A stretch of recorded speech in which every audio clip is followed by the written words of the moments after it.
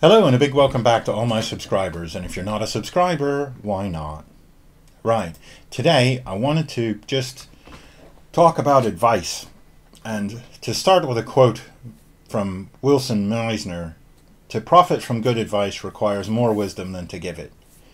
Now, people are always giving you advice when you start out learning a language. Some of it's good, some of it not so much.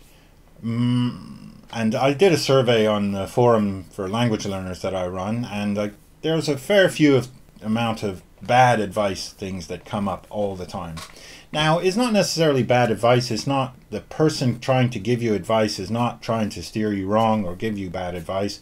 A lot of times it's just something that they've heard before and they're just repeating it because they don't actually know and they haven't learned the language and they're not really sure. Or it worked for them, but doesn't necessarily mean it's going to work for you.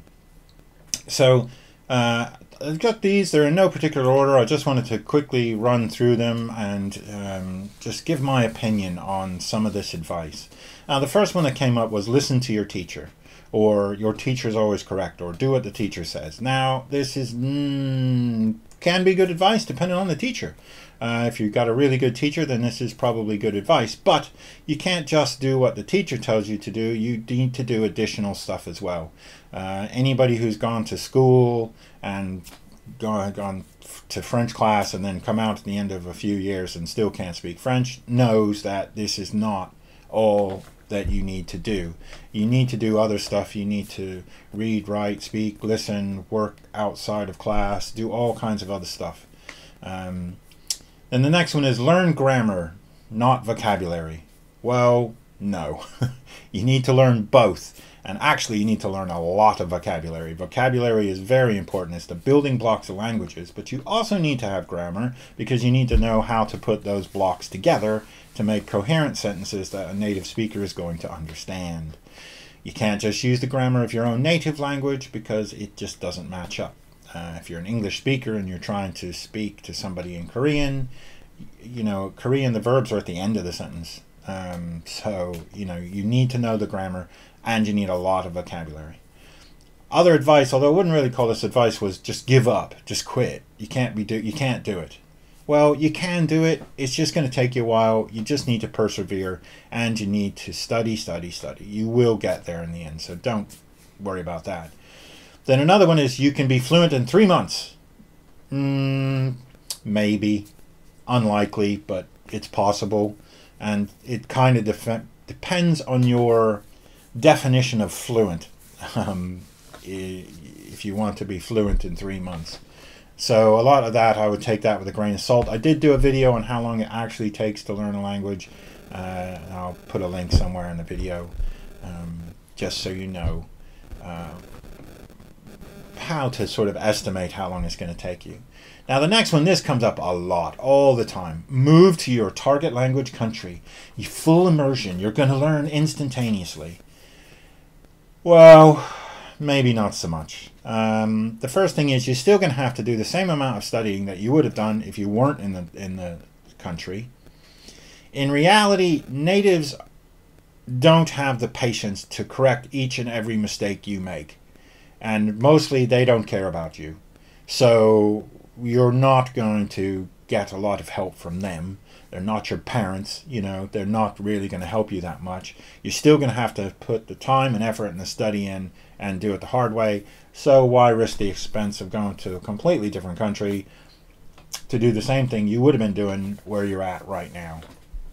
And then the next bit of advice is when people tell you what language you should learn, which is a bit rubbish, to be honest, because you're the one who has to be motivated. You're the one who's going to have to live with this language for a long, long time and study and work at it and, So pick the one you want. Don't pick the one that your mother says is useful or your teacher says is best for your career or any of that crap. Pick the one that you are going to stick with and you're interested in and, do it for you, basically. And then another one that crops up all the time is, learn like a child, or pretty much any variation of that rubbish, right? You're an adult. You have a completely different neuroplasticity than a child. Your brain is different, and you don't have a team of dedicated teachers on hand 24 hours a day, 7 days a week. When you're a child, your parents will teach you. You go to school, your friends, you're surrounded by people who will teach you the language all the time. You don't have that. And as I say, if you move to a target language country, they're not your parents. They're not going to be with you all the time. You're going to have to study.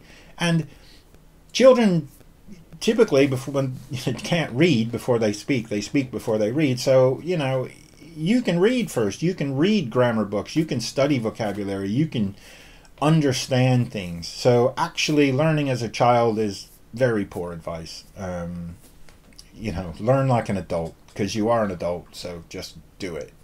And then another one, read a lot and you'll pick up vocabulary automatically. No, it's just not going to happen. You need to study vocabulary. Yes, if you read a lot, you will increase your vocabulary. But typically this happens after you get to intermediate level. So after you get to intermediate level, you get vocabulary through repetition, but you're still going to have to look it up the first time. You're not just going to magic, because you've read 27 books, doesn't mean you can magically understand what this word means in book number 28, you know, that you've never seen before and you have no clue, right? You're going to need a dictionary. You're going to have to look it up. So, you know, just, you're going to have to look it up. And the next one is, you should try, insert expensive commercial product here, or Duolingo, or one of those. No single resource is going to get you to learn a language. You cannot do it with one single resource. You can get quite far with some resources, but you're never going to get all the way using one single resource. You're going to need many books, a couple of textbooks, you know, you're going to have to watch films, you're going to have to read books, you know, all sorts of stuff. You're going to have to study. So, you know, one resource is not going to help you. Yes, if you want flashcards, download Anki, use that. If you want to use Duolingo, great, use that. But they're all pieces of the thing that's going to get you to learn the language. So, you know, Duolingo with a textbook, with watching movies with subtitles, with, you know, X, Y, and Z, all added together will get you where you want to go. One single resource isn't going to do it. Then the next one that comes up a lot is, oh, don't do rote memorization and only learn the words that you want to learn. No. No, no, no. Memorization is great, especially for vocabulary. And as I said before, the more vocabulary that you know, the better off you are. You need lots and lots and lots of words, and you need grammar to know how to put them all together. Don't just learn the words you want to use, because the native speakers will reply, and they might use words you don't know. For example, when I first went to Italy, I knew how to ask for where my hotel was, and I had the hotel's business card, and I showed the fella, and I asked him in perfect Italian where it was, and I didn't understand anything he said back to me. So you need to learn all the words you can. Any amount of words humanly possible, you want to learn them. Whether you like them, whether they're frequent, whether they're infrequent, whatever. Learn as many words as you can. Be greedy when learning vocabulary. Right. Now, watching media with subtitles will help your listening. No. No, it helps your reading skills quite a bit, but it won't help your listening. Listening will help your listening skills. So the sooner you can stop using subtitles and just listen, the better off you'll be. Now, I do recommend watching things and listening as opposed to maybe podcasts when you start out, because just listening without a sort of clue of what context or what's happening is extremely difficult. But if you're watching a television show in French, you can get a lot of what's happening and the words from the context. Now, you can, you know, do this repeatedly, watch the same show with subtitles in your native language so you know what's happening, with subtitles in the target language so you know when the words are occurring, and then watch it again with no subtitles to just listen and learn to listen. And then the final one is, don't read normal books. They're too hard. They're too difficult. You need to do comprehensive input. N+1, blah, blah. I've done a long video on this. I completely disagree with that. Get a book, any book, doesn't matter, that you are interested in, and start reading it. Because things you're interested in are more likely to keep your attention and to make you want to read it and want to look up the vocabulary and want to understand it. Don't read children's books unless you're interested in children's books. You know, if you want to read normal books, read a normal book. It's going to take you longer. It's harder. It's more difficult to do.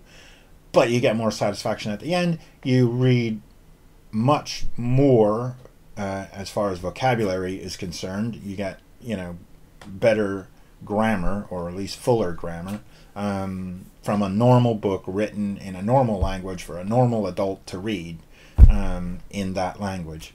Now, I'm not saying you shouldn't read children's books at all. If you think that they're, you know, at the sort of beginner level that you are and you want to start with those, that's fine.